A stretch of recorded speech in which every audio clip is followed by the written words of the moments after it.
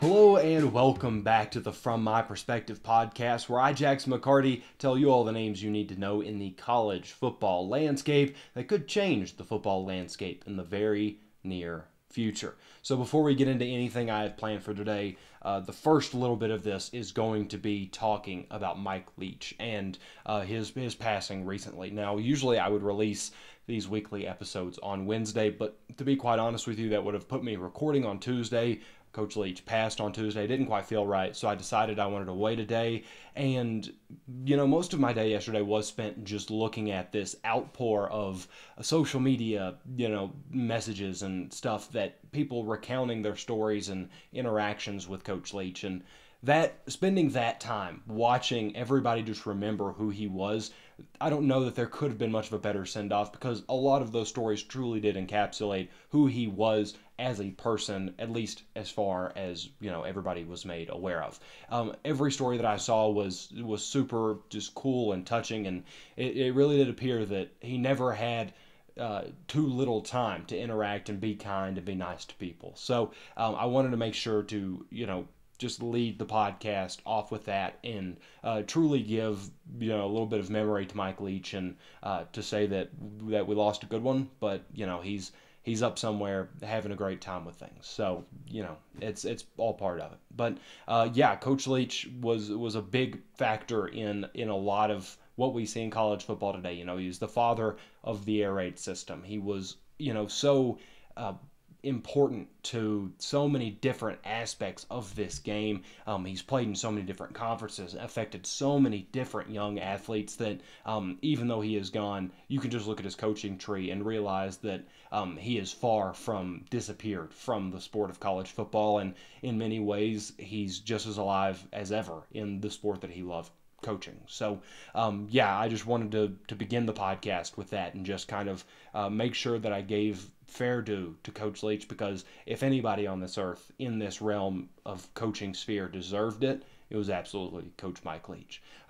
So today for the podcast, what we're going to be doing is there's a couple notable transfers. You might be able to guess one of them that will be appearing on these lists. I believe I have 4 of those that we'll talk about as well. I've got 3 bowl games that I want to highlight that will either be played on Thursday or on Friday, that I want to make sure that everybody's watching, knows what to watch for, or maybe it's Friday, Saturday. Sorry, I'm getting a little twisted up there. But bowl games that are leading off our bowl game season. Like I said, 3 of them that I find super interesting that you guys might find as well. So before we get into any of that, make sure you hit subscribe, make sure you comment down below if you like the transfers I mentioned, what you think about the bowl games, any bowl games I didn't talk about. We'll get to all of it, but if you want to hear more about them, I'm willing to talk to you. I'd love to talk to you down in the comment section below.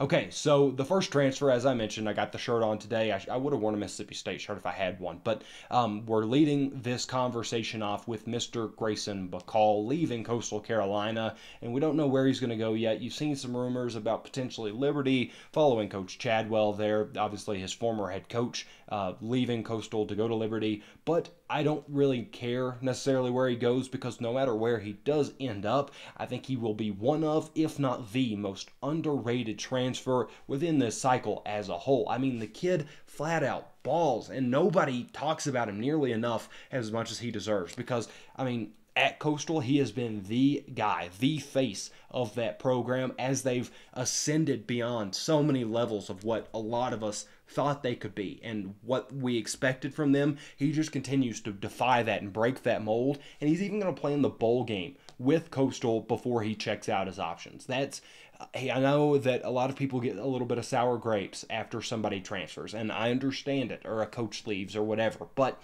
if he's willing to come back and play the bowl game, finish what he started, and, try to go out on one last high with his team, you can't fault him for it. You got to respect it, and you got to understand that going somewhere else could be the difference between, having to use that degree or going to the NFL. So if that's the dream he's chasing, go for it, Grayson. I don't think anybody can truly discredit you for that concept. So overall, I do kind of wish he would have just went to the NFL after this year, because this quarterback class, after Young, Stroud, and Levis has kind of thinned out. I know you got Anthony Richardson, you got some different pieces here and there, but overall, I think QB4, maybe QB5 if you're, just dead set on Anthony. But I think that spot is really up for the taking, and I think Grayson McCall genuinely could have ended up being the quarterback in that position. But now that he is transferring around, you're looking at, we've seen some rumors about Florida. We've seen Liberty, obviously, like I was connecting, but we really won't know a whole lot about his market until after his bowl game. So you do have to wait tight for that. Overall, seeing Grayson McCall enter the portal, not something I expected. I figured he'd either be at Coastal or he would be in the NFL. But now we're kind of over here. We're in that middle ground. And who's to say what happens and where he goes? I would love to see Florida. I think that would actually be really cool. But that might not be an option because spoiler alert, they will be in one of the bowl games that we'll talk about. But, okay, so that's one of the quarterbacks I want to focus on. We've got another one, funnily enough, formerly a Florida Gator. Emory Jones has thrown his name back into the hat. He was at Arizona State last year, and now that Kenny Dillingham has come in, he has decided that he wants to pack up, and he's going to go elsewhere. Now, obviously, these are notable transfers. This one specifically, not notable for a very good reason. It's unfortunate to have to watch quarterback transferring around and moving and not quite finding where he wants to be. That's what we're seeing from Emory Jones. So now, the real question is, what's next for Emory Jones? Like I mentioned, 2 transfers, 2 years. He's got a ton of potential. There's absolutely no denying that. I mean, there was a reason he was a Florida Gator. He was the starter for, I believe it was about half a season before Anthony Richardson came in and kind of took that spot from him. But, he was at one point a starter for one of the most well-known colleges in all of college football. So you can't get too far away from that. I just don't really know what his market is going to be at all. Like, I genuinely have no clue. He's got the G5 route that I probably would lean towards. I mean, you could try to stick Power 5, go to a different Pac-12 team, or, go to the Big 12, or, whatever. But I lean more towards that group of 5. Try to find somebody that has more of a quarterback-centric offense, almost like what Florida gave Anthony Richardson this year, and just let him go out there and truly try to figure it out and be a star, because I think if you give him enough time, he has the tools and the potential to actually go out there and fulfill that and potentially be the quarterback that we saw flashes of at Florida and sometimes at Arizona State, whereas I just don't know that this current setup for him is really designed to work. So watching where he goes next could be fun. Obviously, we see tons of quarterbacks. I mean, look at Nick Starkel, for example, first name to come to mind. A&M to Arkansas to San Diego State, I believe. I think that was the run. I don't think he had anybody else in there, but sometimes quarterbacks just have to go to the G5 route and somewhat disappear in a sense, and maybe that's the future for Emory Jones. But I personally think that if he could get to, I don't know, Mountain West school or a Sunbelt school even, and somebody that's really going to put a lot of weight behind him and let him go out there and be Emory Jones and be the offense, I think it could work out pretty well for him. It's up in the air. I was kind of thinking about Coastal maybe, but I'm not going to go that far right now. Okay, so the next one I want to talk about is also now potentially a former SEC player. We don't know where he's going to land yet, but Arkansas tight end / wide receiver, depending on where you line him up on that given play. Trey Knox has entered the portal, and this one I believe could have a lot of upside despite the fact that he's been pretty underutilized with his time at the Hogs. He spent 4 years with the program. He's like 6'5", like 215 pounds, give or take. And this year he proved to be pretty useful in the red zone with 5 touchdowns. He's got ability, and it's not hard to see. And like I said, it's just been underutilized. He's got 81 catches in 4 years, but he averages a touchdown every 9 catches. So at least a little bit of promise there, and that he can get into the end zone if that's what needs to happen. He's about the only one, other than this last guy, that we have really any indication as to where he might go, because 24/7 Sports right now does have a crystal ball on him to South Carolina. So he could stay out in SEC country and, try to go play Beamer ball. Personally, if I were making his decisions for him, I'd probably go Big 12. There's tons of pass-first offenses out in that conference that I think could utilize him in a big way, and he's got plenty of talent. It's just about finding his role and his usage and how you're going to move forward with him. So I personally would lean more, like I said, a pass-first scheme. Obviously, weapons, wide receivers, tight ends, that's what you need to look for, especially because he's not really a blocking tight end.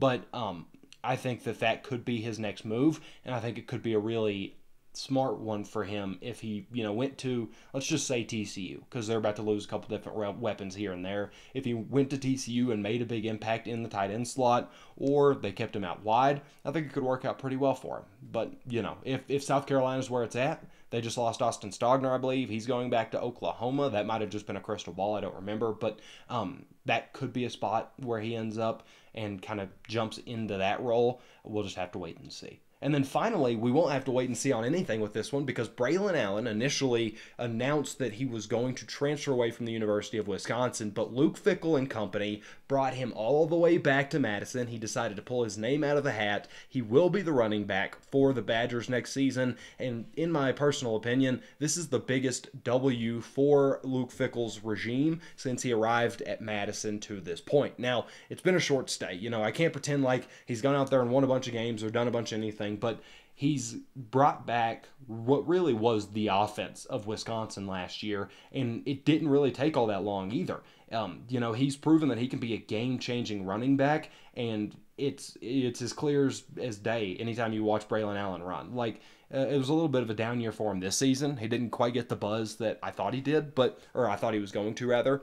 But if you go all the way back to the beginning of the year, I was talking about potential Heisman candidates. Braylon Allen's name was on my list in my top 10.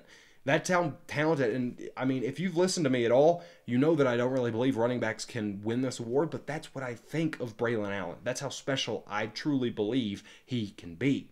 The fun idea from this one that I'm moving forward with is if Wisconsin brings in a good quarterback out of the portal. Right now they're rumored for Brendan Armstrong or Nick Evers, the Oklahoma transfer. But, if you get into the Grayson McCall race or the DJ Uyunglele race or even the Devin Leary race, you could have one of the more dangerous backfield duos in the entirety of this sport, and that's something to get excited about because, man, that could be pretty sweet to just to watch unfold if you do get Grayson McCall and then you have Braylon Allen running in the ball and you get some of these other receivers to mix in there. You could have a really fun offense and you can hit the ground running immediately, which is what you need to do in the Big Ten because they've built up a pretty big lead. So you've got to try to chop into it as much as you can. I think Luke Fickell's on track to do that, and I think that retaining Braylon Allen is another great sign that next year will be a very good one for the Badgers. Okay, we talked about Anthony Richardson a little earlier in ties with that Emory Jones transfer announcement. Now we're going to talk about the team that he has now left because Anthony Richardson will not be a part of the bowl game between Florida and Oregon State. Now, while obviously that's a little alarming, he was their offense this year, but that offense only got him to 6-6, so I think that this could be secretly a really good thing for the Gators coming into this contest. There's absolutely no playbook or no film or no design that Oregon State can follow in this game. They really have no clue what this offense is going to look like with Jack Miller III at quarterback. So you have an immediate leg up, and you're getting to give your quarterback 3 weeks, I think it was. Or no, he just recently announced that he was out, but I'm sure the university knew for longer. You're giving him so much time to prepare to be in that position. So he's going to have the advantage on knowing what he's playing against. He's going to have the advantage of them not having any idea what they're playing against. And the team will just get to look completely different as a whole because we don't know what this team looks like without Anthony Richardson. It could be great. Travis Etienne's brother could get an absurd amount of touches in this game as a freshman just because why not, right? Why not try to see what you've got in a bunch of different spots? And I kind of think that that's what we're going to see from this game. If you can't tell, I've got Florida winning this one.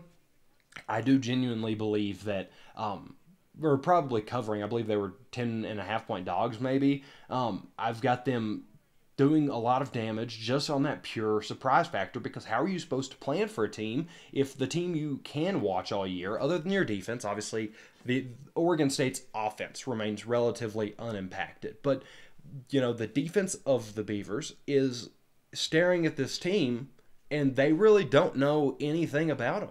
It's and not in a good way because Florida's got an absurd amount of talent. Like you might know a little bit about your receiver or, what this running back might do or, what have you. But really, the makeup of the team you're playing against, you have no idea about. and only they will, and only they truly can capitalize on it. And I believe the Gators will do just that to get to 7-6 and finish their season strong. Okay, so the last bowl game I want to talk about, this one personally just has a lot of ties to me because I really like Tanner Mordecai. Funny enough, I used to have a podcast called Tank Observers, and during COVID, I did a podcast episode with my buddy Caden Brown, and we had talked about underrated transfers and who to watch out for. A name that I had talked about was Tanner Mordecai because he had left Oklahoma, followed Lincoln Riley's brother, who was the offensive coordinator at the time at SMU, and since then he's been doing great, to back-to-back 3,000-yard years and back-to-back 30-touchdown years. And then on the other side of that, Jaron Hall, who I've gotten the privilege of seeing live, and somebody that I continue to speak very high of on this podcast and have done so throughout the season. So the quarterback matchup here is super appealing to me, just from a grand scheme and just because I really do like both quarterbacks. Now, on the offenses as a whole, you've got two top 40 offenses, two top 35 passing offenses. I believe BYU was like 32nd and SMU was like 3rd maybe. Obviously, it's a little boosted SMU's wise because of the Houston game, because if you haven't seen that box score, I recommend you go check it out if you want a headache. But it's just one of those games that genuinely I'm going to have a lot of fun watching purely because of how much I like both guys under center. SMU's numbers, like I said, boosted, but stop sleeping on Tanner Mordecai. Same drill as earlier. Back-to-back 30-touchdown seasons, back-to-back 3K seasons, and Jaron Hall deserves his love. He got both of those marks as well this year. So SMU, my big draw here, whenever you're looking at the game overall, SMU got pretty hot at the end of the season. They went 3-1 in their last 4. BYU, they cooled off. They were hot at the beginning of the year, but it slowly kind of trickled down as we've seen the season progress. So I am going to give the Mustangs off the hot hand and off of the boost that their offense currently has to get over BYU. So what do you think about those games? Like I told you earlier, if you want to get in the comment section, I'd love to talk to you. If you want to hit subscribe and help me out a ton, that'd be great. I genuinely appreciate that as well. But for now, that is episode 54 of the From My Perspective podcast. And as always, I'll see you next time.